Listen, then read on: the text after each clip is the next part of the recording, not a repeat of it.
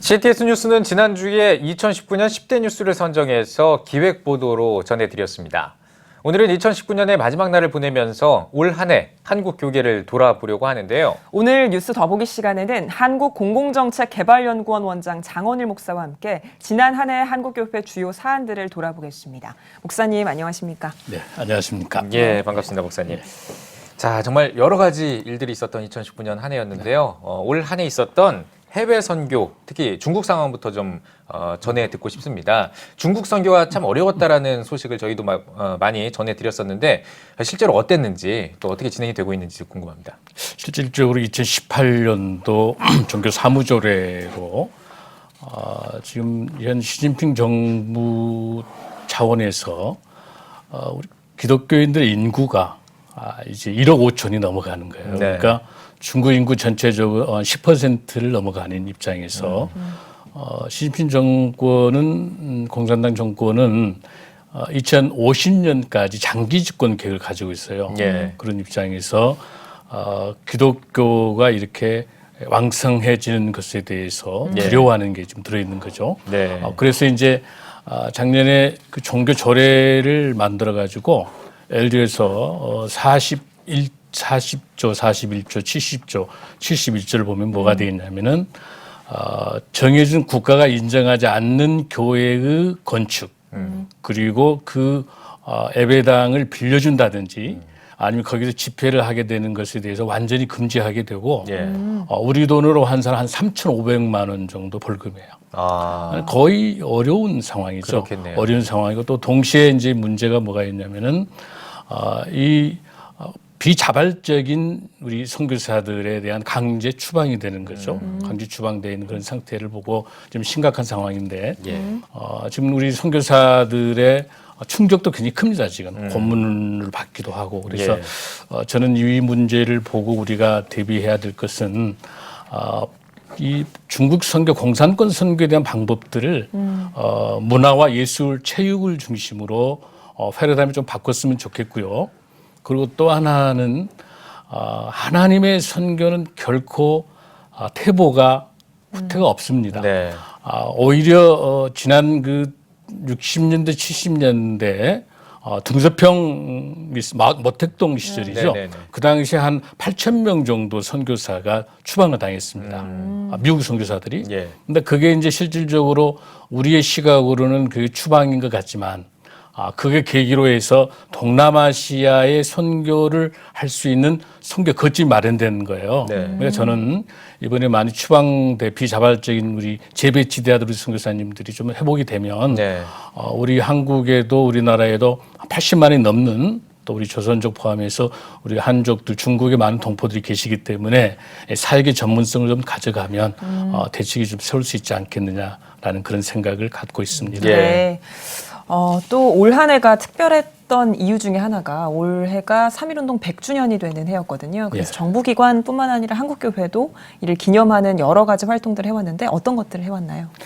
잘 아신 것처럼 그 당시 우리가 2천만 명 정도가 있을 때 우리 기독교인들 숫자가 이제 2018년도 12월 통계를 보니까 22만이었어요. 그러니까 1.1%밖에 안 되잖아요. 그런 가운데서 알다시피 우리 기독교가 16명, 그리고 천도교가 15명, 그리고 불교 2명, 그러니까 50%가 넘는 그런 역할들을 사명을 잘 감당해 왔습니다.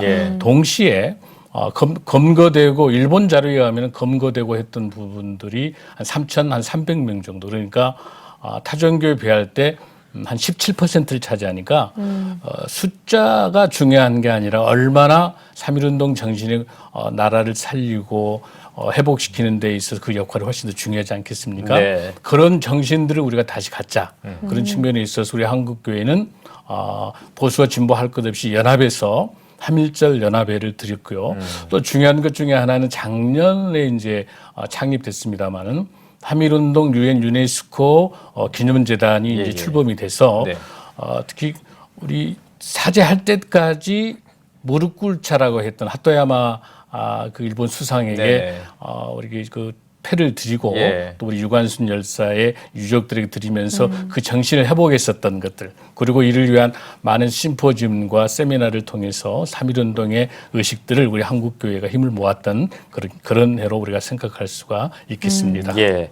자, 내년이 또 한국전쟁 70년이 되는 해인데요. 이 한국전쟁 70주년을 맞아서 우리 한국교회 성도님들은 또 어떤 마음을 또 가져야 될지 또 이야기를 나눠주시면 좋겠습니다. 네, 3.1운동 100주년과 또 내년에 동시에 6.25 우리 70년을 맞이하는 70년은 알다시피 희년해이지 않겠습니까? 예. 하나님께서 바벨론 포로로 갔다가 하나님의 시간표 속에서 회복시키신 것처럼 내년 70년은 너무나 중요한 의미를 갖다고 생각을 합니다. 예. 그런 의미에 있어서 우리가 우리 대한민국에 대한 정체성을 좀 회복했으면 좋겠다고 하는 생각을 갖는 게 실질적으로 2차 세계대전 이후에 독립했던 나라가 140개국 정도 돼요. 예. 그 중에서 우리가 경제화 또 민주화를 동시에 해결할 수 있는 우리나라밖에 없거든요. 우리에게는 저력이 있습니다. 가장 어려웠던 그 시기 때 우리가 서독 광부나 간호사를 통해서 재정적인 것들, 그리고 또 우리가 참전 용사들을 통한 핏값이죠. 네. 이런 어려운 고비마다 겪어왔었던 우리의 재력이 있기 때문에 이 6.25의 그 정신을 이어갈 수 있는 건 두 번 다시 이 민족의 비극이 없도록 하기 위해서는 우리 한국교회가 70년을 맞이해서 기도하고 하나님께 도움을 간구하면서 주빌리가 되는 희년의 해 70년은 하나님께서 복음의 통일을 달라고 하는 간절하게 기도할 수 있는 그런 네. 우리 한국교회가 되면 좋겠습니다. 예. 또 남북 정상회담으로 이어져 왔던 평화 분위기가 조금 주춤하는 모습을 보이면서 앞으로의 남북 관계에 대한 이견도 나오는데 한국교회 역할 뭐라고 보십니까?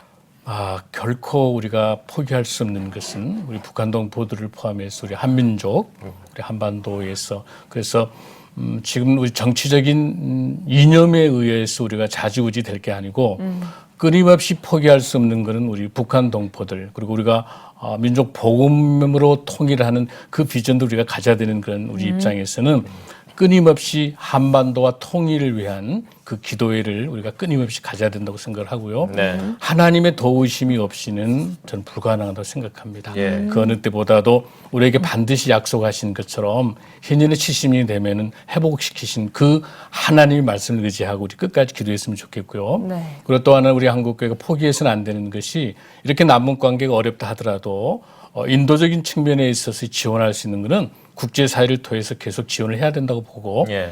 또 대북 제재 외 또 국제사회에서 제외되어 있는 북한의 나무 심기는 남북과 세계적인 그 관점에 관심 있는 중요한 사항이기 때문에 통일 비용을 20%를 줄일 수 있는 이 남북의 나무 심기는 계속해서 진행해야 된다고 생각을 합니다. 네. 결국 기도해야 된다고 생각합니다. 네. 예, 알겠습니다. 뭐 올해 또 자사고 폐지 같은 일들 때문에 많은 교육계에서도 많은 이제 소리들이 많은 이제 잡음들이 좀 있었습니다. 이런 것들은 어떻다고 보셨습니까? 참 안타까운데요. 이 교육에 대한 수집과 수평의 양방향성을 가져야 되는데 선택권을 가져야 된다고 봐요. 그래서 우리 기독교 사학들이 가져야 될 건학 이념을 갖고 있는 것까지도 이렇게 정부가 국가가 관여한다고 하는 것은 큰 문제라고 봅니다. 예. 다만 현 상황에서 2025년까지 완전히 자사고를 포함한 외국어 국제학교를 일반고로 전환한다는 교육부의 방침이 발표가 됐는데 네. 저는 그런 그 교육부의 어떤 그 강제적으로 계획을 세워서 갈 게 아니라 저는 오히려 혜택권 제도를 도입했으면 좋겠어요. 예. 그게 뭐냐면 이 학교는 기독교 건학에 세워진 학교이기 때문에 내 종교가 다른 종교가 옳지 건학 이념에 맞지 않는다면 그 선택권을 그 학생에게 줘서 기독교 학교가 다른 학교를 선택할 수 있도록 하게 하고 네. 그러면 오히려 건학 이념에 맞춰서 그 학교는 종교교육, 기독교 교육을 할 수 있는 거기 때문에 일괄적으로 자사고를 폐지하는 것보다는 혜택권 제도를 줘서 수요자와 공급하는 과정에 있어서 조화롭게 해서 갈등을 최소화해야 된다고 생각하고 예. 기독교 교육은 절대로 포기할 수 없는 다음 세대를 양육하는 이 우리 한국교회의 꿈이기 때문에 절대 네. 포기할 수 없는 영역이니까 혜택권 제도를 꼭 도입했으면 하는 그런 생각입니다. 네. 네. 그런 의미에서 다음 세대에게 굳건한 신앙 계승을 하기 위해서 교육 선교가 참 중요할 것 같거든요. 어떻게 좀 노력을 해야 된다고 보시나요? 우선 그 교육이라고 하는 것은 여러분이 잘 알다시피 학교에서만 이루어지는 것이 아니고 특히 우리 성경적 세계관에 입각해서 우리 교회가 해야 될 역할이 있고 또 가정에서 해야 될 역할이 있어서 가정과 교회와 해야 될 역할들 그리고 교회와 학교가 해야 될 역할들 또 가정이 학교와 해야 될 역할들을 우리 한국교회가 성경적 세계관에 입각해서 가치관을 정립하는 게 중요하다고 생각합니다. 예. 지금 우리가 포스트 모더니를 포함해서 해체와 이런 시대 사조에 의해서 우리 학생들에 대한 정체감을 잃어가고 있는 입장에서 다시 한번 말씀으로 돌아가야 된다고 생각합니다. 네. 철저히 말씀으로 회복하게 돼서 우리 다음 세대들에게 하나님께서 주신 영성과 전문성을 통해서 내가 왜 공부를 해야 되는지 하나님의 영광을 위해서 나의 전문성을 어떻게 할 것인가라고 하는 확실한 비전.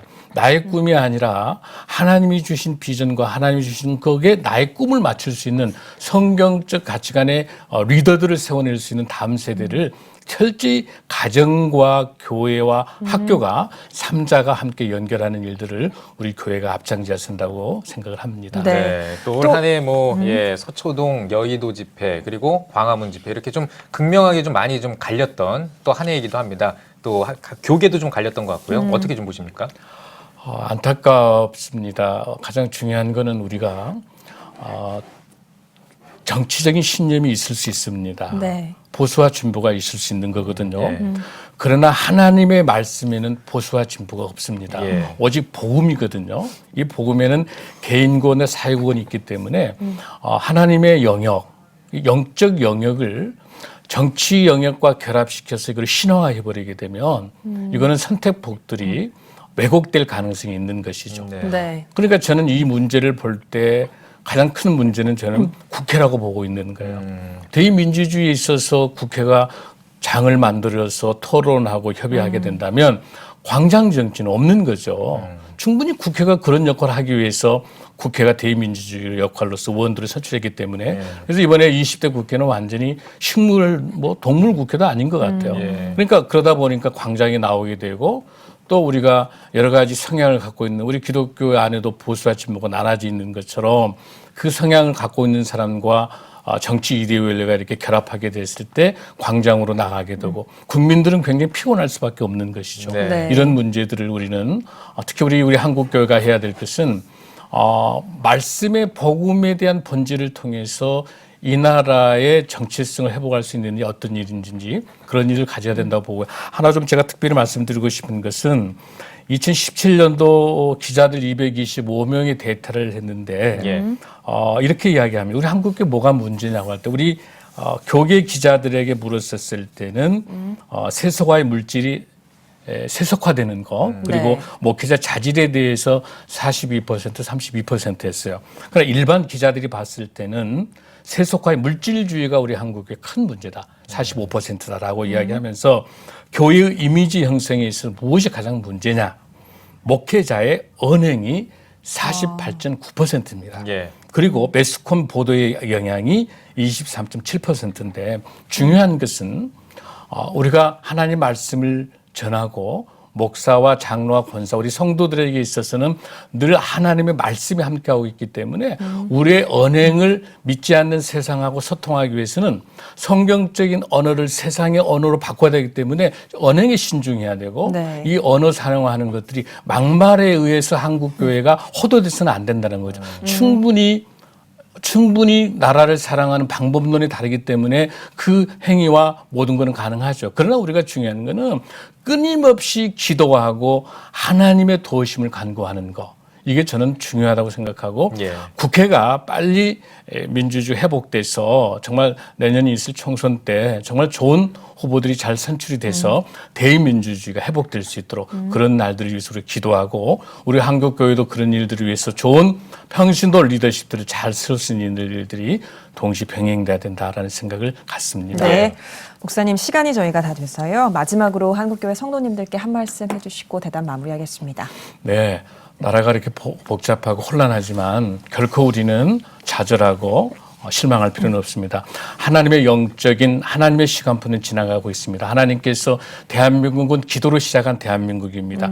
하나님 반드시 함께 하십니다. 고린도후서 5장 17절에 있는 것처럼 그런즉 누구든지 그리스도 안에 있으면 새로운 피조물이라 이전 것은 지나갔으니 보라 새 것이 되었도다. 2020년에 하나님께서 대한민국 한국교회를 통해서 이 대한민국을 살릴 줄로 믿습니다. 하나님께서 하십니다. 우리 기도하며 우리 모든 성도님들 주님의 의탁하는 한 해가 되길 간절히 바랍니다. 예, 네. 알겠습니다. 오늘 뉴스 보기 시간에는 한국공공정책개발연구원 장헌일 목사와 함께 2019년 한국교회 주의 현안들을 돌아보는 시간 가져봤습니다. 목사님 오늘 나와주셔서 고맙습니다. 고맙습니다. 네, 감사합니다.